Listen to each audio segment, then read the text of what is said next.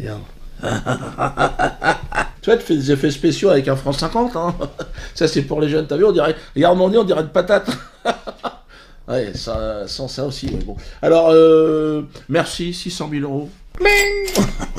Donc, on a réussi à boucler le budget. Donc, normalement, on devrait pouvoir régler tout ça à la fin du mois. Oui, alors, vous avez vu la tournée? Ça se passe très bien. Ça se passe très bien à Nantes, ça a été un carton. 2000 personnes. Regardez ça.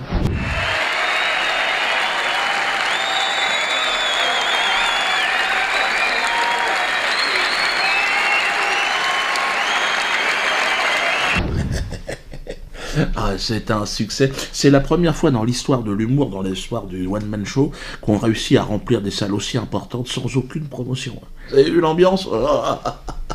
Oui, Dieu non, on sait pas trop ce que ça donne. Est-ce qu'il fait rire les gens encore? C'était, comment elle s'appelle, la fille d'SOS Racisme, là? Elle me dit, il fait plus rire personne. Toi, tu nous fais marrer, toi. Merci. Et vous le savez, hein, vous avez vu que la LICRA m'en veut. Hein. Ils m'en veulent, ils veulent absolument les buer. Ils ont un projet d'extermination, hein, en ce qui me concerne. Hein. Un projet de solution finale. Hein. Là, ils en veulent plus. Méthodique, organisée, systématique. Clotilde Chapuis. Chapuis-Chapeau, je l'appelle. Elle est complètement possédée. Elle fait un lien entre moi et l'affaire Mera. Hein? Ce qui constitue particulièrement le trouble à l'ordre public, cette fois, cette année, en particulier s'agissant de la venue de Dieudonné, c'est que 58% d'augmentation des faits antisémites en France, la moitié des agressions antisémites ont été commises avec des armes, et nous sortons d'une année record pour l'antisémitisme en 2012, au terme de laquelle nous avons vu 3 enfants juifs, 3 enfants tués par des extrémistes antisémites parce qu'ils étaient juifs. Et les propos que tient régulièrement et de manière récurrente monsieur Dieudonné Mbala, eh bien, nous considérons, nous, qu'il constitue un trouble à l'ordre public parce que il incite par ses propos, effectivement, des personnes à la haine. La communauté bordelaise est émue de la venue de monsieur Dieudonné, mais elle est émue parce qu'il y a eu des faits très graves l'année dernière. Et il faut relier ceux qui portent le message antisémite à ceux qui passent aux actes. Et nous faisons le lien et nous nous battons contre l'antisémitisme. Des enfants sont morts l'année dernière sur le territoire français. Et la communauté bordelaise est particulièrement sensible au sujet parce que le père de famille qui a été tué et qui était professeur intervenait régulièrement à Bordeaux, était bien connu des Bordelais et des Bordelaises. Et alors vous avez vu dans la vidéo Chapuis, alors elle me dit que je suis un délinquant. Elle dit que je suis un délinquant. Ouais, parce que j'ai été condamné, je suis un ananas, je suis abricot, touche à mon cul si ça fait de la musique. Apparemment ça lui plaît pas. Vous savez ce que disaient des proches, vous n'êtes pas d'accord, il vaut mieux rire d'Auschwitz avec un juif que de jouer au Scrabble avec Klaus Barbie. Oui. Aujourd'hui, c'est plus d'actualité, c'est plus possible de dire ça. On pouvait le dire à l'époque de Desproges, mais aujourd'hui, c'est plus possible. Non, mais si l'idée, c'est de comparer Dieudonné à Desproges, je crois que là, par contre, c'est de l'humour. C'est de l'humour, parce qu'on ne peut pas comparer un humoriste talentueux comme Desproges avec un délinquant qui est monsieur Dieudonné Mbala. Donc elle est allée voir Juppé, mais qui lui aussi est un délinquant. D'ailleurs, je voudrais lui rappeler. Délinquant, un très très gros, beaucoup plus de gros délinquants que moi d'ailleurs, ça frôle le grand banditisme. Ce jour-là, il n'a fallu qu'une vingtaine de minutes pour que le destin d'un homme politique bascule. Alain Juppé se présente la tête haute à l'audience. Il en repart abattu, touché. Entre-temps, il y a eu ces mots qui font mouche. 18 mois sursis, inéligible, il a trompé la confiance du peuple souverain. L'onde de choc est totale, à l'UMP comme à Matignon. Mais bon, moi j'ai une solidarité de délinquants, je l'aime bien Juppé en plus, c'est vrai. Je le trouve sympa. Il est archevêque au départ ou maire, je sais plus. Enfin lui en tout cas il trouve que je suis chanteur. Et il a raison. Hein. Je condamne bien sûr les dérives inacceptables dont ce chanteur s'est rendu coupable à plusieurs reprises. Si je n'ai pas de base juridique solide, le tribunal administratif peut annuler l'arrêté d'interdiction et à ce moment-là, la commune, ça s'est déjà produit, peut être condamnée à rembourser à l'organisateur du spectacle le manque à gagner pour le chanteur. Vous voyez que je voudrais éviter cette extrémité. Mais je pense qu'il doit aimer Chouananas et c'est vrai qu'au niveau de la chanson, Chouananas, Chouabricot, ça a marqué la France, hein. Même lui il le courant. Je suis un chanteur moi, c'est ma première qualité. Hein.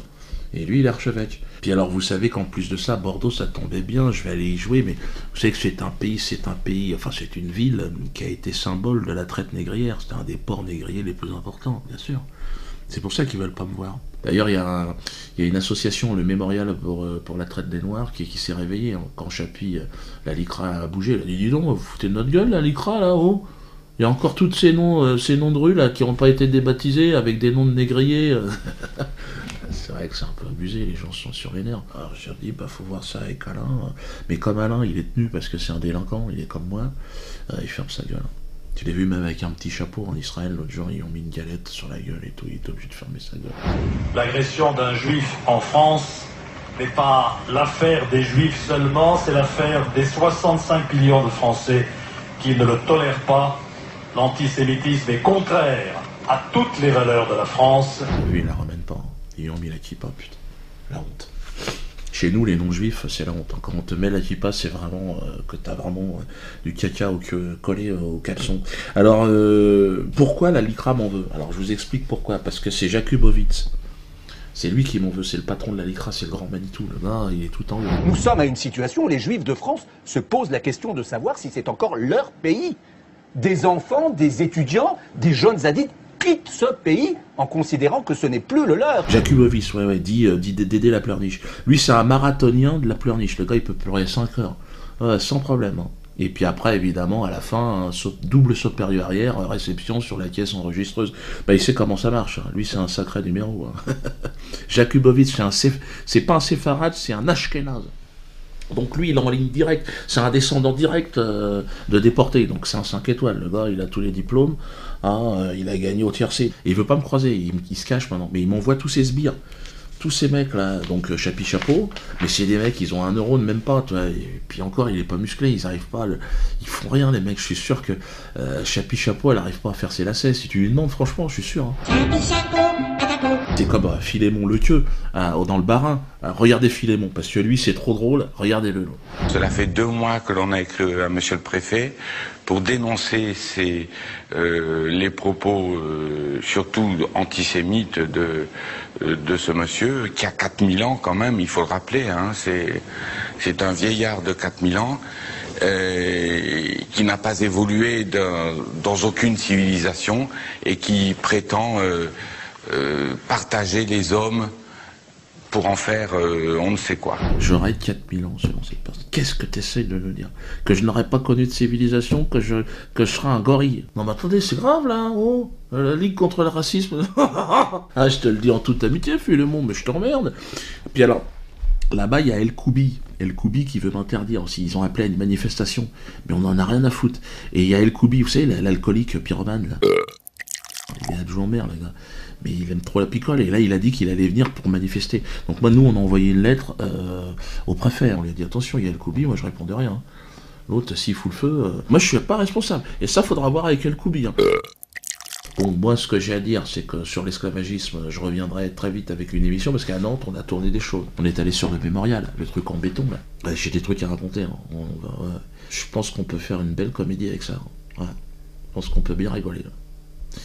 Parce que là, ça va trop loin. Beaucoup trop loin. Voilà les dates de la tournée, elles vont apparaître. Venez nombreux. Pour le reste, j'ai envie de dire, c'est absolument incroyable ce qui est en train de se passer. Incroyable. Incroyable. Il y a du monde partout. On ne sait plus où mettre les gens. Sans promotion.